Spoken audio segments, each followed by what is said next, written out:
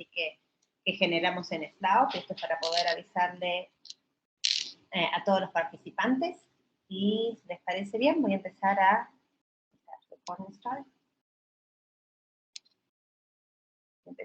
compartir mi pantalla.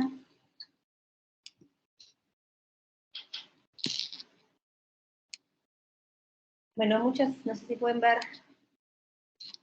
todos acá. Sí, se ve. ¿Sí? Bien. ¿Se ve bien? Se ve perfecto. ¿Bien? Perfecto, entonces. No.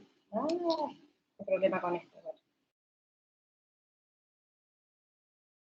Bueno, muchas gracias por todos por venir acá a la tercera, no me acuerdo, reunión del comité Haya, que empezamos hace poquito. La sesión de hoy tenemos el gran gusto de poder ser un tipo de sesión en la cual podemos incluir a más personas, por eso esta bienvenida la pusimos hoy en varios idiomas, no solamente en español y portugués, que es el que estamos acostumbrados acá en Latinoamérica.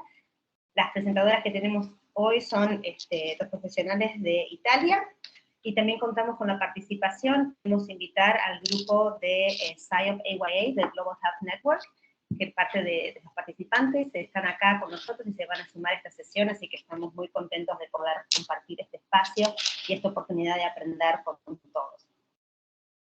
So, part of this, because we have such a diverse public, that is audience, that is joining us, this presentation is going to be in English, but you're welcome to ask questions in Spanish, Italian, or Portuguese. So, esta presentación para todos los hablantes hispanos y de portugués va a ser en inglés, pero están todos invitados a participar, levantar las manos y hacer preguntas, y preguntar en el idioma en el cual les es más cómodo, sea español, portugués o italiano, o en inglés, y nosotros podemos traducir y facilitar el diálogo, la conversación. This part right now, it will be a little bit in Spanish, because this is such a few housekeeping things for everyone who are part of SLAO. So just give me 1 minute. I'm just going to talk to people in Latin America, but then we'll get back to the presentation. Esta parte va a ser en español, que son simplemente unos mensajes para todos los que participamos de SLAO.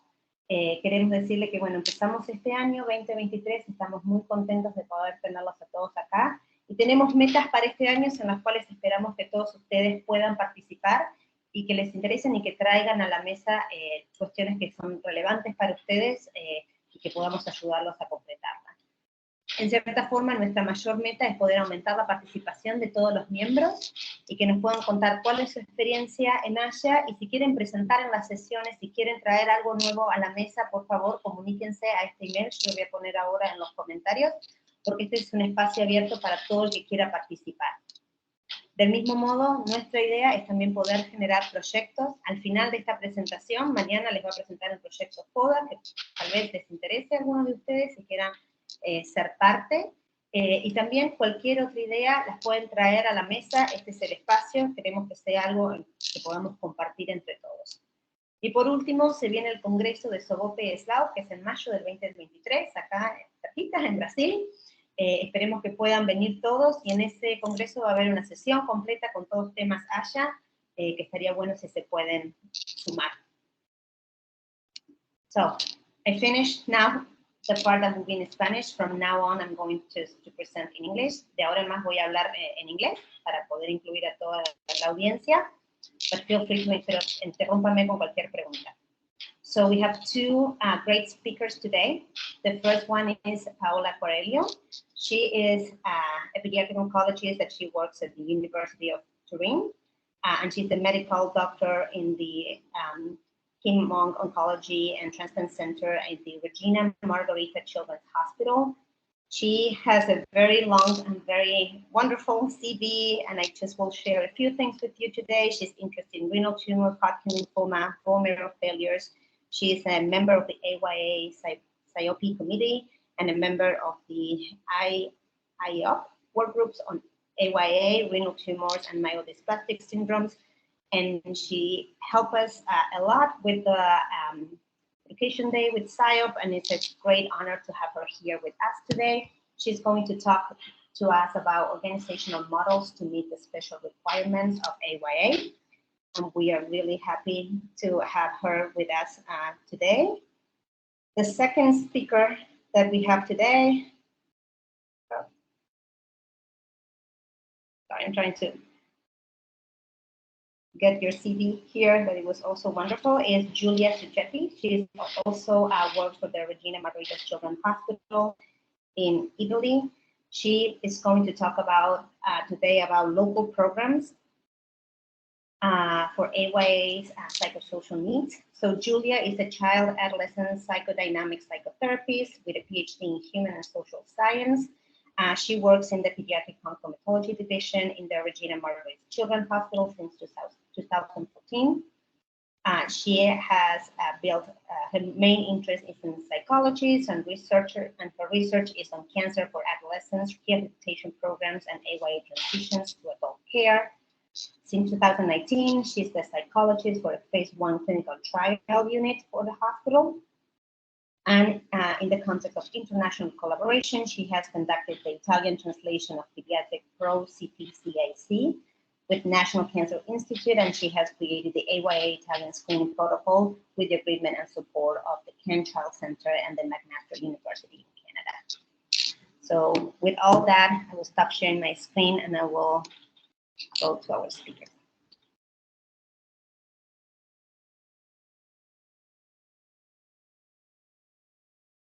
Thank you for this nice introduction, really, and thank you obviously for the kind invitation. I will share my screen.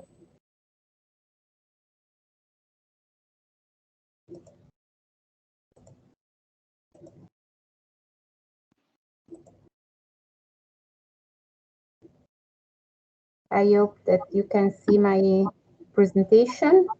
Is everything okay? Yes. Yes. Okay. So perfect.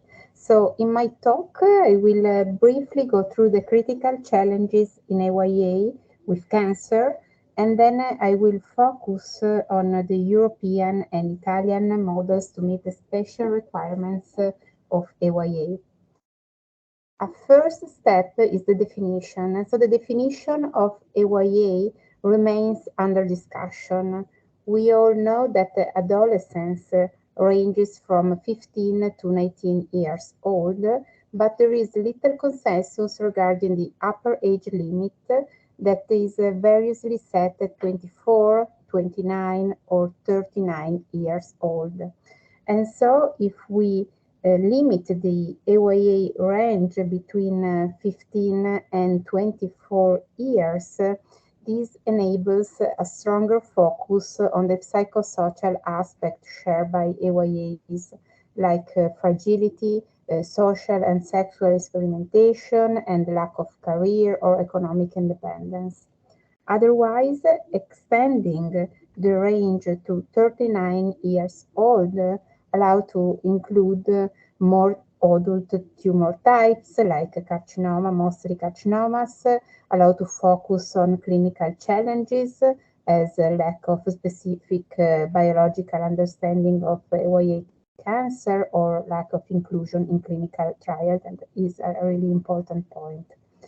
And regardless the definition adopted, there are several ways in which AYAs inhabit a middle ground between the world of pediatric and adult oncology, and neither pediatric nor adult healthcare have proved capable of meeting their particular needs.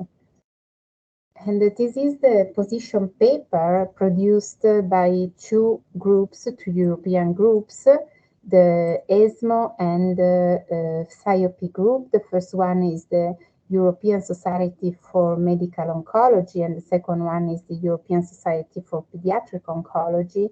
And as you can see in this position paper, we have a lot of challenges that is peculiar for AYA patient. And so we talk about epidemiology, because a unique spectrum of cancer types with both pediatric and adult types tumors characterize this kind of patients. And also a biological aspect, because for many histotypes, tumor genomics, biology, and clinical behavior, we can observe difference in AYA compared with children and older adults. And then another important issue is the hereditary cancer issue, because the percentage of AYA with cancer with germline variation is not a low number. So we have a consistent percentage of these patients that need to be analyzed for genetic predisposition. And also, obviously, counseling and genetic testing is essential. Another important point is the early diagnosis and also the insufficient awareness that cancer might occur in this age group. And so we need to avoid a late diagnosis that can obviously be linked with a worse outcome. Another important point is the inclusion to clinical trials. We all know that there is a limited participation in clinical trials, and also we all know that only modest survival gains compared with other groups characterize AYA patients. Then we have other important topics like fertility, psychosocial care. Gullia Zuchetti will focus on this topic in the next presentation, and also survivorship and the translation, or other kind of issue like end of life care. And the last point, but I think that is really important, is the one about advocacy, patient and public involvement, because young patients are very important to be involved in all these kind of projects, because we need to listen their voice. And this is the European scenario. We have three groups. The first one is the SIOP AYA committee, more focused on the pediatric part, so on adolescent. And then we have a perfect example of cooperation between pediatric and adult oncologists with the SIOP ESMO AYA working group. And then we have the ENTIAC, the European Network for Teenagers and Young Adults with Cancer. This is a federation where existing healthcare professional societies and national AYA professional groups, and also non-government organizations that have a stake in AYA cancer can cooperate. And this is the Italian scenario. We have a scientific society named the Italian Association of Pediatric Hematology Oncology, IEOP, that includes a network of 49 IEOP centers spread throughout Italy. Then we have 29 work groups focus on different diseases and also on more general topics like AYA, psychosocial care, or other kind of specific topic really important for the pediatric oncology and hematology. And then we have another important instrument that is the IEOP database named Model 1.01, and this is an hospital registry. And so we can obtain a lot of information really useful for epidemiological purposes.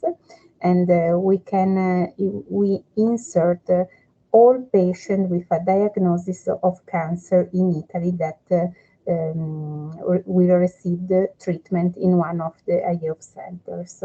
And in this kind of platform, the patient can benefit also of different kind of services like central diagnosis review, the specific enrollment to treatment protocols, and also other kind of initiative like the survivorship passport. These are our numbers. We have an annual recruitment rate of around 2,000 patients, with the 25% of these patients with an age between 15 and 19 years old. And here you can see the trend of annual recruitment, And I will explain in the next slides that in the last years we increased the number of adolescents treated in one of our centers. The first Italian AYA nationwide project was launched in 2007. It was the SIOP Committee on Adolescence, coordinated by Andrea Ferrari. And this committee organized a lot of different initiatives, in particular different projects aimed to introduce the scientific community to pay more attention to these patients and to organize educational projects designed for teenagers and their families. Here, two examples. The first one is a congress. The title of the congress was The Hospital That I, as an Adolescent, Would Like, and it was supported by the Italian Health Ministry. And then other initiative is the Winners' Cup, a football tournament for adolescents with cancer or after treatment that involve young people for different European countries. And all these initiatives had an impact on the evolution of the provision of services for adolescents with cancer in the Italian pediatric oncology network. And we can observe, we can analyze this kind of impact in different ways. The first one is an epidemiological method. So we calculate the ratio between the observed cases of cancer among AYA patients, and we compare them with the expected cases.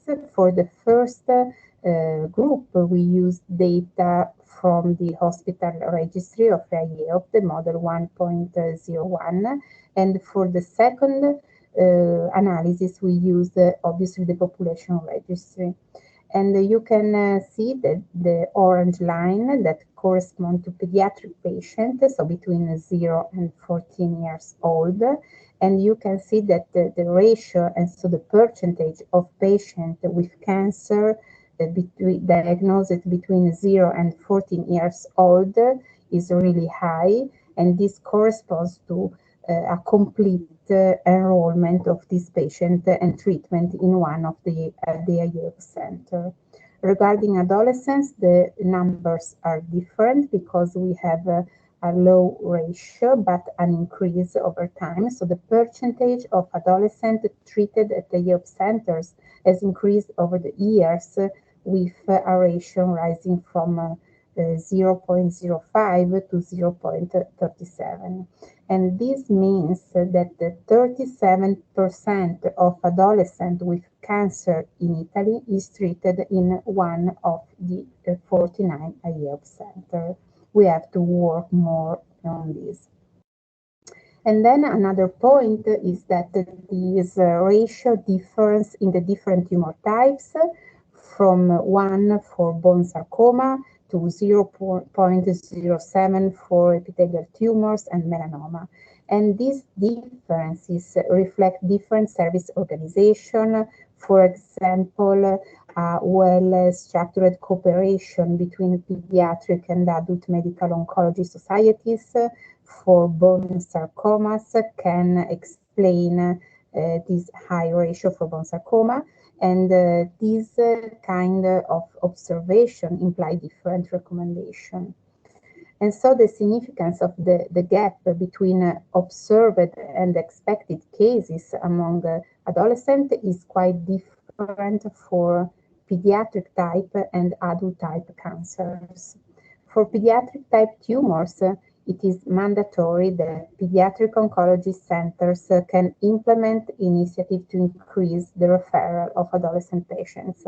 On the other side, for adult type tumors, it could be reasonable to refer these patients to adult centers, but they need an age-specific environment and services that are usually found in pediatric oncology ward, but not in adult medical oncology ones. And so the key, the secret of ASAS's project, for sure, it's the multidisciplinary management involving both pediatric and adult oncologists. and also the development of a dedicated center with age-specific facilities. Another point is to look at the upper age limit for patient admission, because like 15 years ago, we have 44% of the IEOP centers with upper age limit set at 14, 15, or 16 years old. Now, this is a recent paper and a recent analysis. Only a minority of IEOP centers still set age limit for patient admission under 18 years old. And these centers are pediatric oncology units with low patient volumes, and these cutoffs are not always binding. So the upper age limits should be currently considered a minor issue for the treatment of AYA patients. The third point is the presence of local projects dedicated to adolescents. 10 years ago, the first two dedicated projects started. The first one was the one coordinated by Andrea Ferrari in Milano, Progetto Giovani, and the other one is the youth area coordinated by Maurizio Mascarin in Aviano. And after like 10 years, we have now 19 IEOP centers with specific AYA projects. And here, example of the different projects. Almost all projects are implemented in the pediatric oncology wards. Just the youth area in Aviano is developed within an adult oncology setting. Most of these projects are creative and artistic laboratories, and the projects generally are coordinated by psychologists and supported by the local parents association or charities. Here, the example of Turin, Gullia Zuchetti will focus on this specific kind of project, and so we can show our local organization. And the landscape for AYA cancer in Italy has changed for the better, and I show you all this data in the last decade, but much remains to be done for sure. So in 2020, we have a sort of recognition of the IEOP Committee on Adolescents, and now we have the IEOP Adolescent Working Group, one of the working groups that I show you in the first slide, and the coordinator of this group is Andrea Ferrari. And we try to work hard on this topic, and this work group is continuing its activities. We have a lot of educational projects for IEOP members, providing, for example, monthly newsletters, focusing on different interesting papers that we share with all members of our society. And then we organize several educational events for professionals. It is really important, the inclusion of general practitioners and pediatricians, because we need to really increase the awareness between professionals about this topic. And one of these event was organized in Turin, and we talk about delay of diagnosis. These are really important points for these patients. And then other educational events also for young people. One of these is the Fatti Vedere campaign, an Italian term with the dual meaning of don't hide and get a checkup, aimed at helping young people to understand any symptoms they experience, seek medical advice and arrive at an earlier diagnosis. And this is an example of two movies that we share with students, and then we discuss about all the meaning of these movies, and also we underline the importance of sensibilization about cancer in adolescents, and also to refer any possible symptoms to their doctor. And now about the delay in diagnosis, we have a national study, an observational and retrospective and also prospective studies to understand better the problem about the delay in diagnosis. And then this was an important step, because we can have this working group that is an excellent example of cooperation between pediatric and adult oncologists. This is the IOM-AYA working group. In April 2021, the Italy Adult Medical Oncology Society joined forces with the IEOP to set up a formal IEOP-IOM working group dedicated to AYA patients. And this is coordinated by Andrea Ferrari for the pediatric part, and by Pedro Peccatori for the adult oncologist. And the starting goals of this group were several. We have to formalize collaboration between pediatric and adult oncologists. We work to raise awareness regarding cancer in AYA age by producing educational projects, making them available via through e-learning platforms, and also using newsletter. And then we try to promote also clinical and biological research on cancer in AYAs. And then we work on clinical recommendation, on guidelines on various topics, and then we try to promote cooperation with potential stakeholders. Then we are working to establish the essential and structural and functional features for a center to be considered suitable for the clinical management of adolescent patients, and also to earn institutional recognition of all these initiatives. And these are our activities, different two Congress. The first one is the National IEOP Congress, where we talk about cancer predisposition, and it was really useful to share all this information with between pediatric oncologists and adult oncologists. And here different projects. The first one regarding cancer predisposition, the second one about the right to be forgotten, and then another important study about affectivity and sexuality. And I want to end my presentation.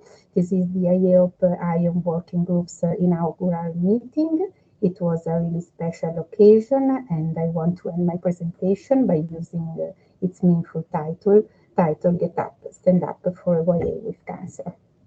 Thank you for attention.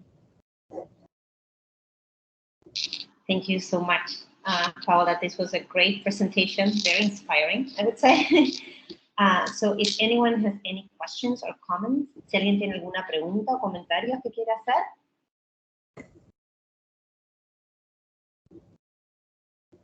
Si no, voy a empezar yo. Voy a empezar yo con una pregunta, la voy a decir en español y después la voy a traducir en inglés. La pregunta que tengo, hablaste de que tienen como un registro hospitalario donde todos los centros cargan datos sobre los pacientes de grupo AYA.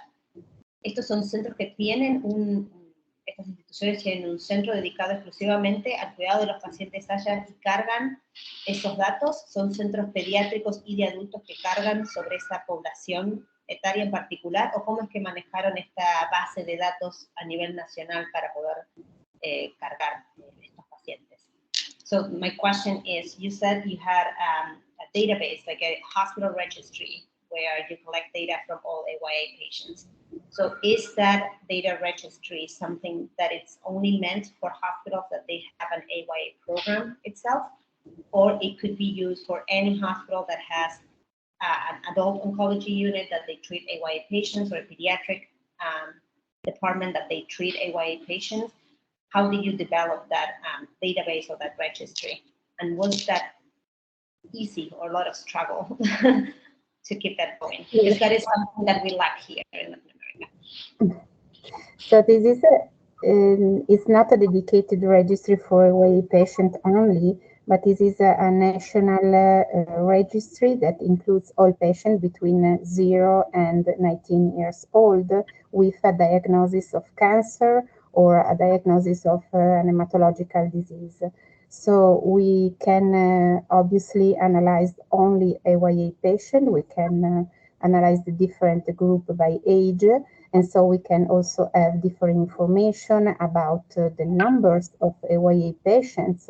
We can compare this number with the population registry, and so we can have a sort of indication of how many patients with cancer, adolescent patients with cancer, are treated in one of the IELTS centers. And this is really important to understand the kind of network and how it works. So this is a national program? Yes, a national program. Is it mandatory? Yes, it's not mandatory. What you can it's a sort of clinical trial. You have to, each center need to obtain an approval for the ethical committee, and then you have to ask the consent of the patient, obviously, and then you can register each patient into this kind of registry, and then you can use different kind of for example, the central diagnosis review process. You can ask to refer laboratories, Italian laboratories, to have a second opinion. And then you can also use this platform to enroll a patient into a specific clinical trial. And also at the end of the treatment, you can use the survivorship passport. So it's a patient-centered model that you can have for all patients with both cancer or hematological diseases. Thank you. Mariana, una pregunta. No, you're mute. Ahí está, bien. La voy a hacer en español, la pregunta. ¿Cómo, en el programa AYA que ustedes tienen instalado en Italia, en tu centro, cómo abordan al paciente que llega en esta población, que llega con un diagnóstico? ¿Cuáles son los pasos que ustedes siguen para abordar a este paciente y definir la estrategia terapéutica? ¿Lo hacen solo los oncólogos pediatras? ¿Convocan a oncólogos de adultos? ¿Cómo es su grupo de trabajo allá en Italia? Do you understand the question, Paola? Yes, I understand. Thank you. So we do not have a national model for this. So each center can organize a sort of tumor boards, and so you can discuss each patient if you need, obviously, the help from adult oncologists. And so you can decide locally the specific steps for each patient. So we do not have a national model about this.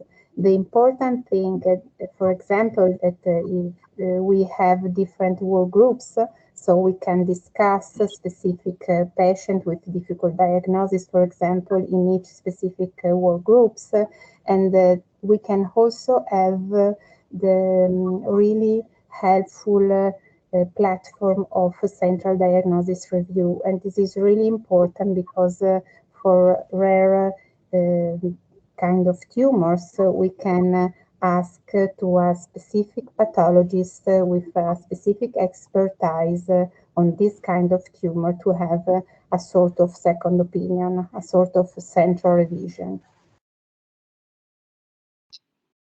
Okay. ¿Alguna otra pregunta? ¿Alguna otra pregunta más que alguien del grupo tenga? Puede preguntar o levantar la mano, como prefieran. Y si no, mientras yo voy a hacer otra pregunta más. Dijiste que no tienen un modelo unificado ahí en Italia, pero de los distintos modelos que tengan los distintos centros que tratan a los adolescentes y adultos jóvenes, ¿hay alguno que ustedes noten que funciona mejor? Is there a model that you think works better? Sorry, can you repeat, Gabby? Yeah, I just wonder, you said that there's not an established model in Italy to treat AYA, but of all the different models or different strategies to treat AYA patients, in your experience or in your opinion, is there a model that you think works better? Is it better for a pediatric unit to incorporate an adult oncology and try to manage AYA in that way? Is it better doing in big hospitals where there is an adult and a pediatric oncology unit and try to make them work together? Is there any model that you think might be best? So I think that the key point is the cooperation between pediatric and adult oncologists. This is the really important point. And with this new work group that we have in Italy, it is a sort of perfect example of cooperation between pediatric and adult oncologists. And I think this is really the important, one of the first steps that we have to perform to obtain a better model. Right. Well, there's no more questions. People can think about them. We can ask them later, but thank you so much, Paola. This was a great presentation. It was actually wonderful. So we can move forward to Gullia.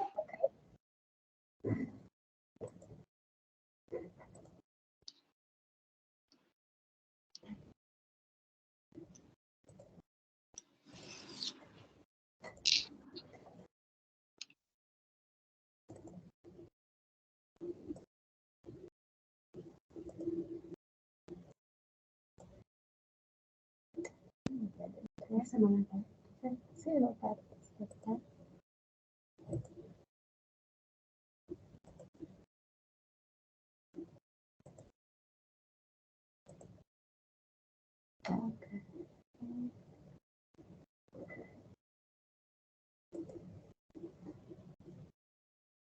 Okay, just a moment, please.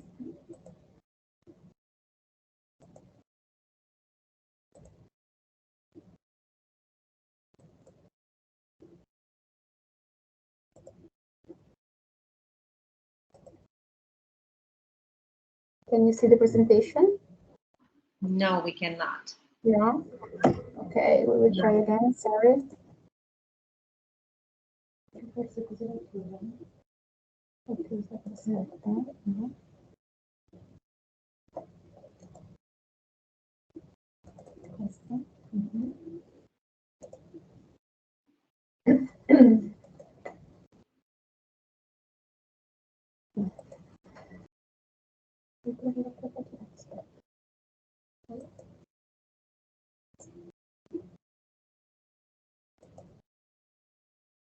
No?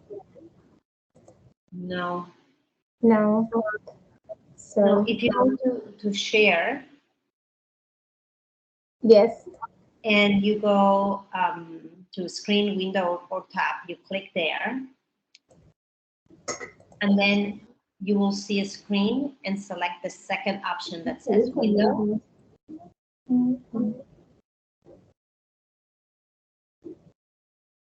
Can you see something now? No? No. Okay. If you have it open in your screen, in your computer, the presentation, Yes. and then you see the option window, then you will be able to see your presentation there and click. Oh.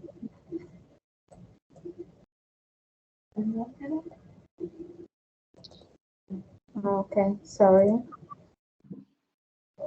We need permission to share. Okay, is it okay? Is it okay now? No? No.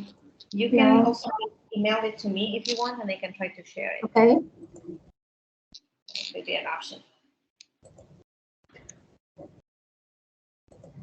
Okay.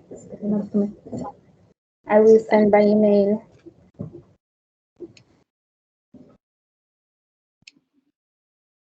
See?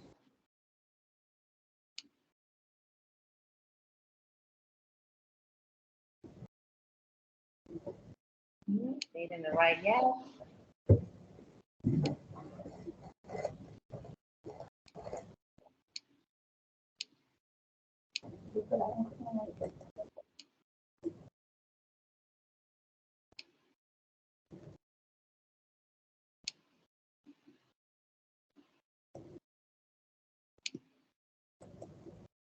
Did you send it already?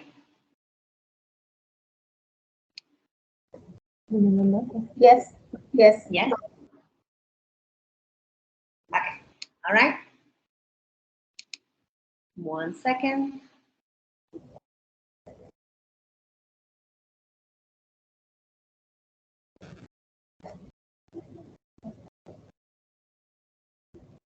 Vorrei bloccarlo.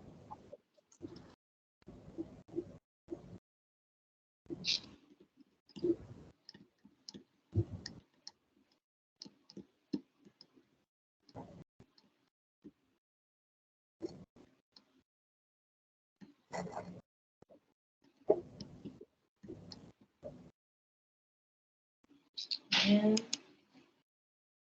here we go.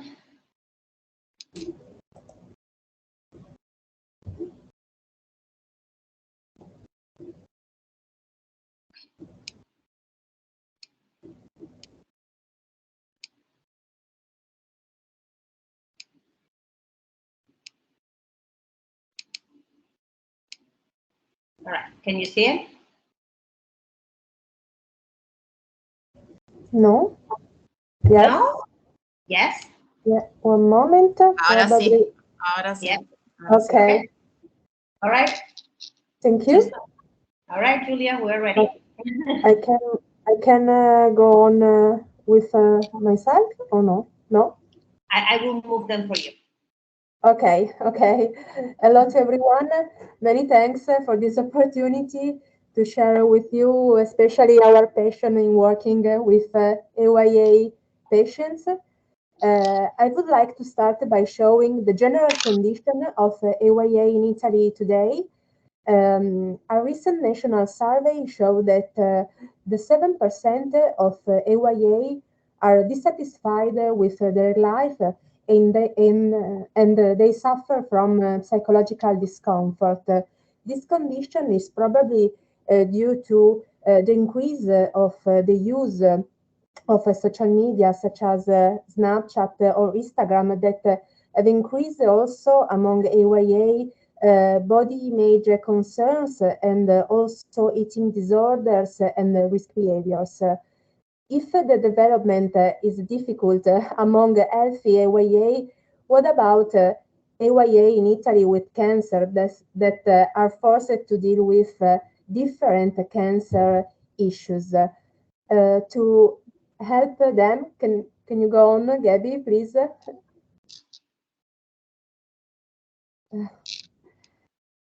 Go on. Thank you. To help them, we use a specific work approach. Our approach is a biopsychosocial approach.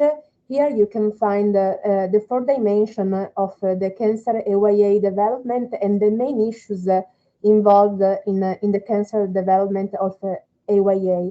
Our programs act on these issues, on this dimension that are all related to each other. In fact, if a program acts on one dimension, you can have also a benefit indirect on the other dimension. This is our main goal of all our program psychosocial with the need of AYA. Then in the next slide, you can see where we work. On the left, you can see our Regina Margherita Children's Hospital, that is one of the main pediatric hospital in Italy. On the right, you can see our ward, which is composed by 16 private and comfortable rooms where we meet the AYA patients. Then in the next slide, I will start to talk about the psychosocial support. Okay, thanks to the UGI, that is our Parents of Cancer Children Association. We can propose different programs to AYA patients, especially in the last few years. UGI, it has been particularly dedicated to AYA patients. UGI has 3 locations: local stat hospital, then there is Casa UGI, which provides an accommodation service near the hospital, especially for AYA in treatment, and also there is UGI 2. It is a special place for physical and psychosocial rehabilitation and reintegration, especially for AYA post-treatment. It's also a place where survivors, AYA survivors with brothers, sisters, schoolmates, and friends can exchange and share experience. Then I would like to talk about, in the next slide, of our psychosocial support. You can go on with the slide, please. We are 7 psychologists. Each of us having expertise in AYA cancer patients. The first meet with AYA is during the diagnosis of the communication of diagnosis. Psychologists and oncologists together explain the diagnosis and the treatment to AYA patients and to the families. In this communication, truth and maintaining hope guide all our communication. Then the psychological support is age appropriate and cancer specific, both during and after treatment. And it applies not only to AYA, but also to the parents and loved one. In fact, everyone has their own psychologist. Our tools are interview and the consultation, but we use also other tools such as mindfulness, EMDR, cognitive behavioral therapy, and also neuropsychological empowerment, especially for AYA with central nervous system tumor. Almost of all AYA accept psychological intervention from diagnosis, while a small portion of them accept psychological intervention after diagnosis, after the communication of the diagnosis, and request it during treatment or survivorship. In the next slide, we can see the fertility issues. We discuss fertility issues after the diagnosis of communication, and also the possibility of the fertility preservation. It must always be supported, and it should be a standard of care with AYA with cancer, because it is a message of hope for future life. For that, psychologists, AYA oncologists, together with other professionals such as biologists and gynecologists, have created a brochure to explain, for example, male fertility preservation, and to raise awareness about these issues with AYA and with parents. Then, in the next slide,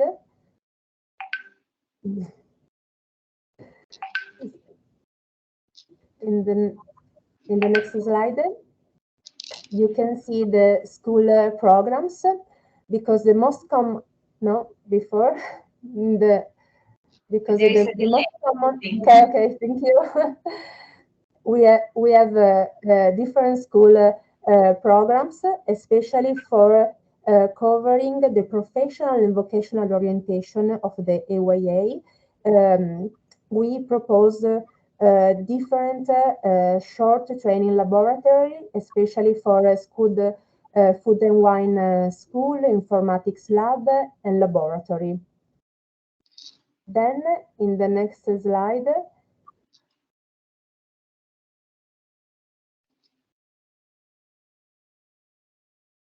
this is the rehabilitation program. There are rehabilitation programs. Rehabilitation is an integral part of the treatment pathway for AYA from diagnosis to survivorship. We have a multidisciplinary team who works across hospital, Casa UGI, and UGI 2, who deals with different type of rehabilitation, motor, sensory, cognitive, and psychology. The rehabilitation team is coordinated by psychologists of the hospital. Then, in the next slide, you can see our football team, because our main goal is not only to rehabilitate AYA, but also to permit them to do the sport who did before the cancer. This is a special and protected place in which AYA survivors, both males and female, can share experience and can increase their self-esteem and their self-confidence. Then, after that, in the next slide, you can see our educational programs. Thanks to UGI, we have 2 educators, especially dedicated to the more problematic AYA. For example, with AYA with pre-existing psychopathology, or with social and economic difficulties. The goals of these programs are to enhance AYA personal and social resources, such as self-esteem and their developmental in general. And also, educators are planned by hospital psychologists, are supervised by hospital psychologists.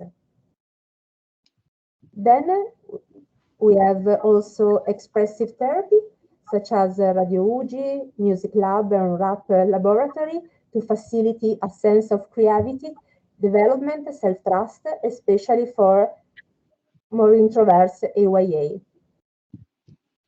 Then we would like to show our last research. First of all, our research about the psychosocial impact of COVID among AYA. We have enrolled more than 200 AYA, both treatment and in treatment, at the national level.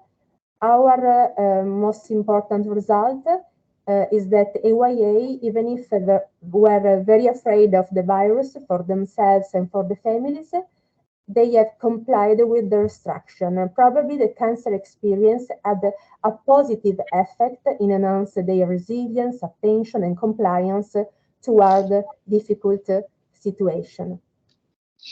Another research is about employment and work among AYA, especially among AYA with late effect, through the cooperation of companies and corporations and society. And thanks to the UGI, we have a specific path for helping AYA with job orientation through counseling and skill assessment. And we also planned internship and work placement, especially for this kind of population. Lastly, probably our region is one of the first to have formalized a psychosocial follow-up for AYA in transition from pediatric to adult center. We monitor AYA 1 year before the transition and 2 years after the transition in order to highlight some unmet needs and to direct our psychosocial intervention in order to allow them a good transition in the adult center. For the future, we will continue to increase our public education, especially in the school with healthy AYA, to fight cancer delay among AYA with the help of AYA survivors as a witness, our witness, and also to the help of artist and musical participant, which help them to share our experience. Next slide. Sorry. Okay. Okay. In the last two slides, we leave some our research and our ongoing project for the current year. Many thanks.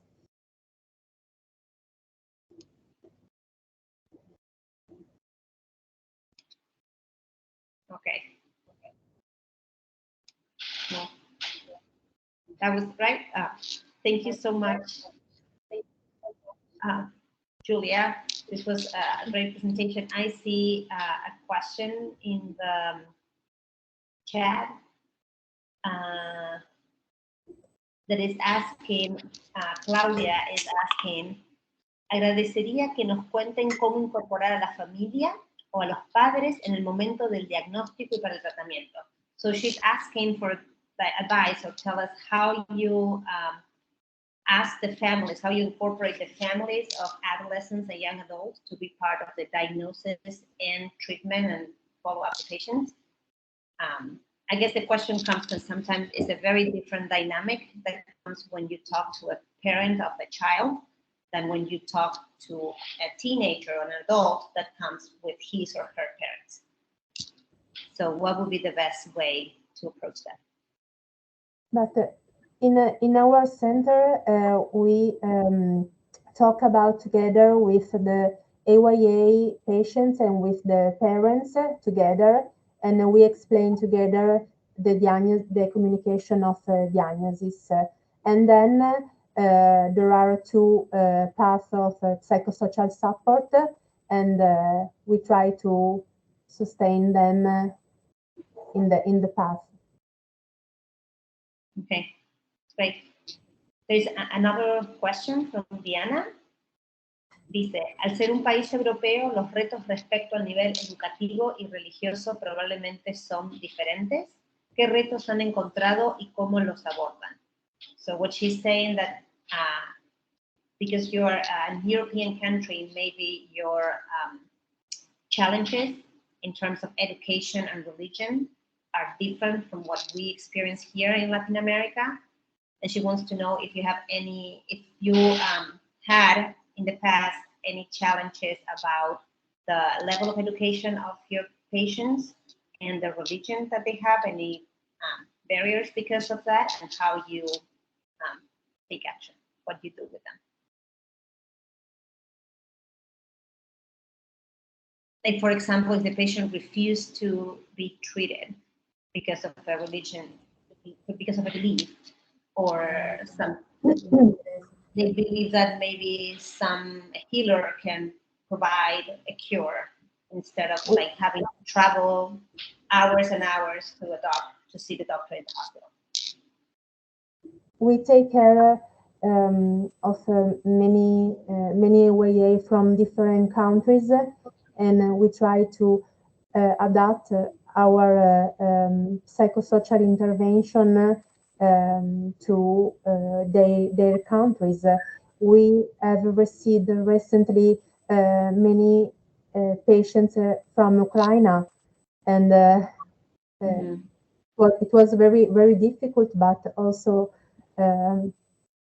very, very stimulating to adapt our intervention to these different countries. But the cancer experience is very different from AYA from different countries, and right, yeah. And also with different education level of education. We try to cover all this gap in all the dimension. Right. Yeah. Doris, I think you have a question, or you raise your hand. ¿Tienes la mano levantada, Doris? Sí, sí, pero quería que me ayudes con la traducción. Okay. Bueno, nosotros trabajamos en un hospital infantil donde se atienden a los niños hasta los 15 años. Entonces, cuando tenemos pacientes curados desde muy pequeña edad, de 4 o 5 años, ya para pasarlos al hospital de adultos, que los cogen a partir, que no son adultos, sino que son adolescentes, adultos jóvenes, a ellos se les hace, y a nosotros también, bastante complicado de desprendernos, si se puede decir, del paciente. Entonces, hay mucho choque psicológico, lloran, las madres también, o sea, es más que miedo a que pueda regresar la enfermedad, es esa separación. Entonces, yo estoy aquí gratamente sorprendida de que esto lo organizan ya con 1 año en la parte psicológica. Y yo creo que eso es un ejemplo que deberíamos de seguir. Más que un comentario, también una pregunta es: cuando pasamos a los hospitales de adultos, lo podemos pasar directamente a los oncólogos, a los hematólogos, porque el conocimiento que se tiene de efectos tardíos en lo que es medicina interna no es muy claro aquí en mi país. Entonces, eso es el comentario, la pregunta. Gracias. So what Dory comments and wants to say is that in her hospital, she can follow and treat patients up to the age of 15. So when they diagnose and they cure kids at a young age, so let's say they're done with their treatment between 4 and 5, 6 years of age, by the time they get 16 and they have to move to another hospital, an adult hospital, that is very traumatic for the patient and their families, because they feel that is even worse than the disease, the chances of the disease coming back. They feel like not abandoned, but in a way like having to restart again. So she was surprised, and she liked the model that you were showing, Julia, that can you just follow year after year, and that's something she's saying that we should try to do. ¿Y cuál era la otra pregunta, Doris? I forgot the last part. ¿Qué era lo otro? La otra era que cuando se transfiere a los chicos, lo hacemos directamente sobre los oncólogos, hematólogos, que son de adultos, pero que en realidad no sé si ellos están acostumbrados a tratar a los adolescentes. Eso es Yeah, so, and the other thing that she said is when they transfer care to the adult unit, they transfer directly to an oncologist or a hematologist that is an adult oncologist, and they are not that aware about late effects or how to manage pediatric patients, like pediatric diseases. So what would be your recommendation in that setting, when that situation comes? So about the transition model, we are aware that is a really good model, because we can treat our patient and then we can refer them to a specific unit very close to our hospital that with a high expertise on light effects, on all kind of treatment that this patient received. So this is a really important point. And the other issue about the transition into an adult unit, when also a diagnosis of a form of cancer in an adolescent of like 16 years old, we are sure that it's traumatic to refer him directly to adult oncologist, and probably frequently the wards in an adult department is completely different from pediatric wards, and so again the key and the starting point is a cooperation between pediatric and adult oncologists in the different steps of treatment and also after the end of treatment. So this is really important. So maybe a way would be to identify 1 or 2 or 3 adult oncologists that would be interested to make a bridge and work with them directly. Instead of just... This is a really important point. each level, and each levels, I mean. Dori, ¿entendiste la respuesta? Lo que decía que, para resumirlo, que por ahí lo más efectivo o eficiente sería encontrar a uno, dos o algunos adultos oncólogos que estén dispuestos a participar con la población allí, que sirvan como puente, que sean como un nexo entre los mundos, el mundo pediátrico y el mundo adulto. No sé cuán fácil es de conseguirlo. Es que justamente eso es que ahorita tendremos que organizarlo porque justo en este momento tenemos una oncóloga de adulta que está haciendo su pasantía aquí en pediatría y no entendía por qué a ella no se le puede encargar estos adolescentes. Entonces son cosas que nos queda por trabajar porque sería una buena ocasión ahora de este grupo para que ella pueda participar. Ajá, muchas gracias. Muchas gracias, Dori. ¿Alguna otra pregunta o comentario?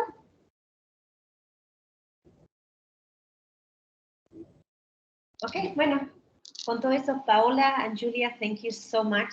It's already 10:11 p.m. in Italy, so thank you so much for staying up late to join us. We really appreciate your time.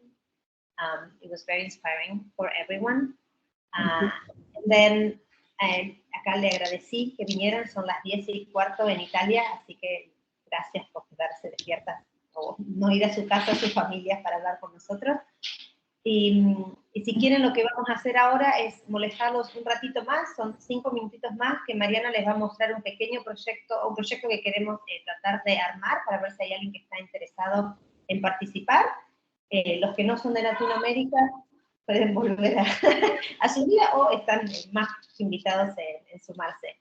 Paola and Gullia, we are now going just to show everyone like a small project that we would like to share with everyone. You're more than welcome to stay, but we also understand that it's late, and if you have to go back to your houses and your families, it's, of course.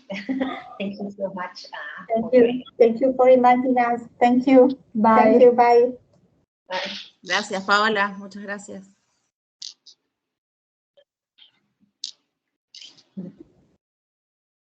Dale, Mariana, sí. Gaby, ¿podés poner vos la presentación de nuevo? Sí, puedo. Gracias. Bueno, la idea voy adelantando mientras que Gaby pone la presentación. Creo que el desafío más grande de armar este capítulo de SIOP es poder comunicarnos y conocernos en toda Latinoamérica y cuál es la situación para los adolescentes y adultos jóvenes. Creo que eso podría ser clave porque estamos todos empezando. Esto es una iniciativa, creo que en todos los países de Latinoamérica, y para eso tenemos que conocer las realidades de todos y ayudarnos entre nosotros, dándonos ideas y aportando tal vez propuestas para mejorar la calidad de atención en estos pacientes. Entonces se nos ocurrió, sí, se ve, gracias. Se nos ocurrió el análisis de las fortalezas, debilidades, oportunidades y amenazas. Es un análisis que se usan, y ustedes ya los deben conocer la gran mayoría, para evaluar sistemas de salud y de ahí proponer mejoras en la calidad de atención. Entonces se nos ocurrió que tal vez tuvimos un pantallazo grande en la primera encuesta, después conocimos a través de la segunda encuesta cuáles eran los puntos que querían tratar en este capítulo de SIOP, y nos gustaría ver ahora cuáles son las fortalezas y debilidades. Esto tendría que ser por institución, sería bueno que participen todos en cada una de sus especialidades, poniendo cuáles, desde su punto de vista y en la atención que hacen día a día, cuáles son esos puntos positivos y negativos que le ven y en qué podemos poder trabajar y aportar ideas para mejorar la calidad de atención. Basándonos de que las fortalezas y debilidades son propias de una institución o de un servicio, donde cada uno trabaje y desarrolle su parte de atención de estos pacientes, siendo las fortalezas las capacidades especiales y los recursos propios de cada lugar, las debilidades, los déficits y los puntos claves a trabajar, y todo lo que tenga que ver con oportunidades y amenazas que vienen desde afuera, desde lo externo, desde el sistema de salud, desde el país donde viven, de la realidad donde vive cada uno. Entonces, las oportunidades serían un momento, una situación que nos da un empuje para poder instalar o pensar en un programa allá, y las amenazas esas barreras y esos problemas que tenemos todos, cada uno desde su lugar y de su ranchito, para la implementación de estos programas. ¿Querés poner la próxima, Gaby? Nosotros desarrollamos una encuesta que después la vamos a difundir para que todo el mundo participe. Como dijo Gaby, en el próximo congreso de SIOP va a haber un espacio para los adolescentes y los adultos jóvenes donde vamos a tratar diferentes temas y sería bueno volver a hablar de cuál es la situación en Latinoamérica. Nosotros con esto, la idea nuestra es pensarlo de institución a institución. Estuvimos hablando con Mercedes Morisi, que es una oncóloga pediatra, trabaja en el Hospital Posadas, nosotros formamos parte del Hospital de Clínicas de Buenos Aires, Mercedes desde el Posadas, y entre las dos estuvimos armando como un ejemplo para mostrarles a ustedes qué es lo que esperamos tal vez que contesten en la encuesta, o cómo o sea, cuál es nuestro proyecto. Entonces, hablando de fortalezas, pensamos que ya tener una iniciativa de armar un programa de adolescentes y adultos jóvenes es una fortaleza en sí de cada una de las instituciones y es un proyecto que vale mucho y que sería bueno desarrollar. Existen hospitales polivalentes con grupos de tratamiento que están creciendo y eso es muy bueno. Tal vez también hay hospitales pediátricos que cada vez atienden a pacientes más de edad, a mayor edad. Tal vez antes los 16 años era un punto de corte, ahora si los pacientes ya se diagnosticaron, tal vez siguen su tratamiento que es lo más confortable para el paciente y lo más adecuado, que el mismo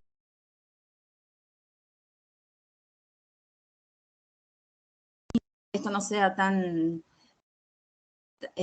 algo tan puntual, que a partir de los 16 años ya se tengan que atender en adultos. El trabajo, la fortaleza, la capacidad de trabajar en conjunto con oncólogos, creemos que eso ya como que lo tenemos incorporado, la necesidad de que esto se haga, tanto que el enfoque del paciente sea y el tratamiento se discuta con oncólogos de adultos, y las organizaciones de apoyo a pacientes, que en Argentina la verdad, por ejemplo la Fundación Flexer, que nos da un gran apoyo y siempre está a la mano para orientarnos sobre la atención psicológica y todo el apoyo social para estos pacientes. Y cuando empezamos a pensar en debilidades, muchas veces en el sector privado sí, este punto de corte de edad es mucho más tajante, mucho más estricto, entonces eso tal vez es una debilidad tanto para nosotros en el sector público como en el sector privado, la falta de recurso económico y humano, que a veces esto también se ve en pediatría, en oncopediatría, esto no solamente es para los adolescentes, se ve en todo el sistema de salud, es una debilidad de casi todas las instituciones. La falta de un espacio destinado específico para estos pacientes, y también estuvimos pensando la poca difusión de la importancia de que estos pacientes tengan una atención especial, ¿no? Cómo podemos pensar cómo difundir información, pero directamente para los pacientes, ¿no? Como, bueno, hacete los controles, sería como los controles, esto es importante, y la detección precoz salva vidas. Y bueno, y también la falta de protocolos adaptados, eso es una debilidad que tenemos y que tenemos que empezar a trabajar. Con respecto a las oportunidades en Argentina, primero en todo el mundo el concepto del paciente, adolescente y adulto joven con cáncer está creciendo cada vez más y se está difundiendo cada vez más y se está dando lugares en un montón de congresos. Ya hace bastante tiempo, pero creo que esto está creciendo a lo largo de los años. En Argentina la ley de ecopediatría que se está reglamentando y ya a punto de salir, tiene la oportunidad de que cubre hasta pacientes hasta los 19 años, y eso es muy bueno porque parte de esa población entra dentro de la ley y de todos sus beneficios.